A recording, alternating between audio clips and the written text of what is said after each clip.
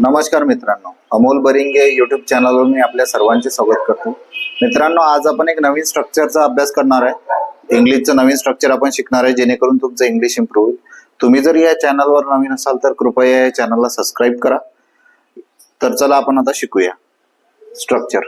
आजचं जे आपलं स्ट्रक्चर आहे ना, पहिले काय घ्यायचं आय, त्याच्यानंतर येणार एम, त्याच्यानंतर येणार वर्ब. या वर्बले काय लागते आयएनजी. वर्ब कोणते कोणते माहिती आहेत सांग बरं. स्पीक म्हणजे बोलणे, हेल्प म्हणजे मदत करणे, टीच म्हणजे शिकवणे, रीड म्हणजे वाचणे, शाउट म्हणजे ओरडणे, स्लीप म्हणजे काय ते झोपणे, टीच म्हणजे काय ते शिकवणे, डान्स म्हणजे काय ते नाचणे, सिंग म्हणजे काय ते सिंग म्हणजे गाणे. अधिक ठीक आहे. हे काय झाले वर्ब. हे काय झाले आपले सगळे वर्ब. हे आपले वर्ब झाले. स्पीक म्हणजे बोलणे, हेल्प म्हणजे मदत करणे, टीच म्हणजे शिकवणे, रीड म्हणजे वाचणे, शाउट म्हणजे ओरडणे, स्लीप म्हणजे झोपणे. आलं लक्षात. टीच डबल झाला. रन म्हणजे धावणे. आलं लक्षात. पहिले काय घ्यायला लागते, आपलं स्ट्रक्चर कसं राहणार. पहिले आपल्याला आय घ्यायचा आहे. त्याच्यानंतर आपल्याला एम घ्यायचा आहे. त्याच्यानंतर मी एम घेतला, त्याच्यानंतर आपल्याला वर्ब घ्यायचा आहे. आलं लक्षात. मी एक वर्ब घेतो. आय एम स्पीक, त्याला लागते I N G. I am speaking, काय बोलून राहिलो, आय एम स्पीकिंग इंग्लिश, मी इंग्लिश बोलत आहे. हे पहा, हा घेतला मी वर्ब, याला लावला I N G. I am speaking English, मी इंग्लिश बोलत आहे. मी इंग्लिश बोलत आहे. मी इंग्लिश बोलत आहे. आता डबल एक सेंटेन्स करूया. पहिले आपल्याला आय घ्यायचा आहे, त्यानंतर एम घ्यायचा आहे, त्यानंतर आपल्याला वर्ब घ्यायचा आहे, त्यानंतर आय एन जी आणि शेवटी येणार फुल स्टॉप. हे वर्ब आहेत. वर्ब म्हणजे V1 म्हणजे क्रियापदाचं पहिलं रूप घ्या, त्याला आय एन जी लावा, किंवा V4 घ्या. दोन पैकी एक काही घेऊ शकतो आपण. हे पहा, पहिले आय घेतो मी, त्याच्यानंतर एम घेतो, त्याच्यानंतर काय घेतो वर्ब घेतो. हेल्प, याला लावतो I N G. I am helping, याचा अर्थ होते मी मदत करत आहे. मी मदत करत आहे. मी मदत करत आहे. आलं लक्षात. यानंतर आता नेक्स्ट सेंटेन्स. पहिले काय घ्यायचं I.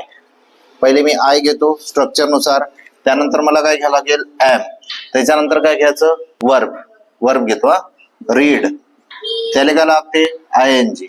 I am reading a book, याचा अर्थ होते मी पुस्तक वाचत आहे. मी पुस्तक वाचत आहे. आलं लक्षात. मित्रांनो, आपण I am plus verb plus I N G याचे आपण पॉझिटिव्ह सेंटेन्सेस शिकलो आहे. यानंतर आपण निगेटिव्ह सेंटेन्सेस शिकणार आहोत. या स्ट्रक्चर पासून आपण निगेटिव्ह सेंटेन्सेस कसे करू शकतो ते आपण आता शिकणार आहे. हे सगळे पॉझिटिव्ह सेंटेन्सेस झाले. मित्रांनो, यानंतर आपण आता निगेटिव्ह सेंटेन्सेस शिकणार आहोत. निगेटिव्ह सेंटेन्सेस आपण कसे करू शकतो ते आपण त्याचं स्ट्रक्चर समजून घेऊया. त्यानंतर आपण काही निगेटिव्ह सेंटेन्सेस करूया. यस, पहिले आय घ्यायचं, त्यानंतर एम घ्यायचं, त्यानंतर नॉट, त्यानंतर वाक्यरचनेत येणार वर्ब, त्या वर्बला लावायचं आपल्याला आय एन जी. तर चला आपण सेंटेन्सेस करूया. पहिले आय घ्यायचं, त्यानंतर एम घ्यायचं, त्यानंतर नॉट घ्यायचं, त्यानंतर मी वर्ब घेतो. आय एम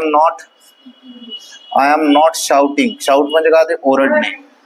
या वर्बले काय लागते I N G. I am not shouting, मी ओरडत नाही आहे.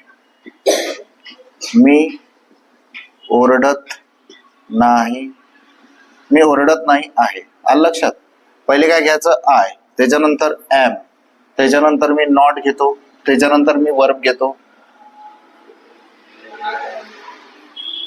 वर्ब मी सिंग घेतो. सिंग म्हणजे गाणे. हा वर्ब घेतल्यानंतर या वर्बला मला काय लावते आय एन जी. मी या वर्बला आय एन जी लावतो.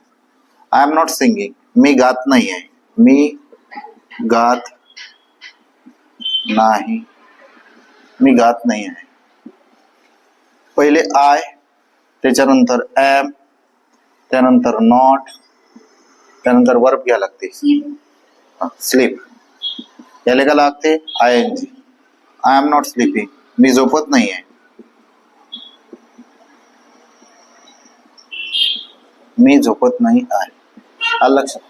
पहिले मी आय घेतो, त्यानंतर एम, त्यानंतर नॉट, त्यानंतर वर्ब घ्यायला लागते डान्स, याला काय लागते I N G. I am not dancing, मी डान्स करत नाहीये. मी डान्स करत नाही आहे असा अर्थ होते. हे पहा, पहिले मी आय घेतो, त्यानंतर मी एम घेतो, त्यानंतर मी नॉट घेतो, त्यानंतर मला वर्ब घ्यावा लागेल. आता मी वर्ब कोणता घेऊ? यातला एखादा वर्ब घेतो. आम्ही यातला वर्ब घेतो मी टीच. यातला वर्ब मी टीच घेतो. या टीचला मला आयएनजी लावावं लागते. याचा अर्थ होते आय एम नॉट टीचिंग, मी शिकवत नाहीये. I am plus verb plus I N G या सेंटेन्सेस पासून आपण पॉझिटिव्ह सेंटेन्सेस बनवणं शिकलो. या स्ट्रक्चर पासून आपण निगेटिव्ह सेंटेन्सेस सुद्धा शिकलो. तुम्हाला जर मित्रांनो ही समजत नसेल किंवा एखादी गोष्ट तुम्हाला कळत नसेल तर तुम्ही मला कमेंट करू शकता, जेणेकरून मी व्हिडिओ बनवेल तुमच्याकरिता. यानंतर आपण या स्ट्रक्चर पासून निगेटिव्ह सेंटेन्सेस आपण कसे तयार करू शकतो ते आपण आता शिकणार आहे.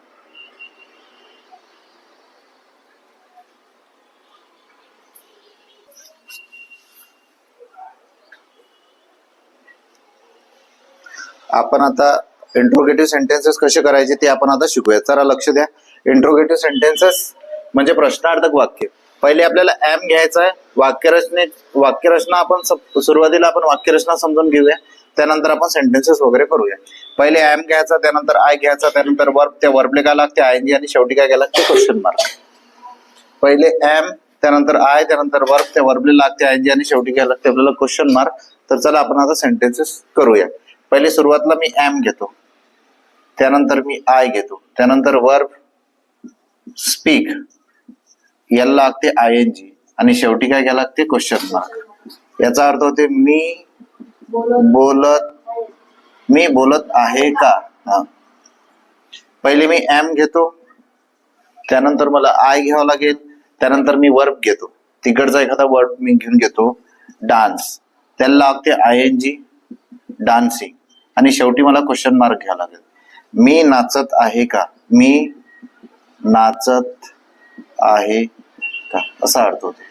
यानंतर पहिले मी आता एम घेतो, तिसरं सेंटेन्स करूया. त्यानंतर मला आय घ्यावं लागते, त्यानंतर वर्ब म्हणजे काय रन, त्याला लागते आयएनजी किंवा रनिंग ऐवजी मी दुसरं घेतो स्पीक, सिंग एम, त्यानंतर आय, त्यानंतर मी वर्ब घेतला, या वर्बला मला आयएनजी लावले आणि शेवटी काय घ्यायला लागतील क्वेश्चन मार्क. मी गात आहे का. मी गात आहे का. मित्रांनो तुमच्या लक्षात आलं असेल की आपण आय एम या स्ट्रक्चर पासून पॉझिटिव्ह सेंटेन्स कसे करू शकतो, निगेटिव्ह सेंटेन्स कसे करू शकतो आणि इंट्रोगेटिव्ह सेंटेन्सेस कसे करू शकतो. तुम्ही जर या चॅनलवर नवीन असाल तर कृपया या चॅनलला सबस्क्राईब करा,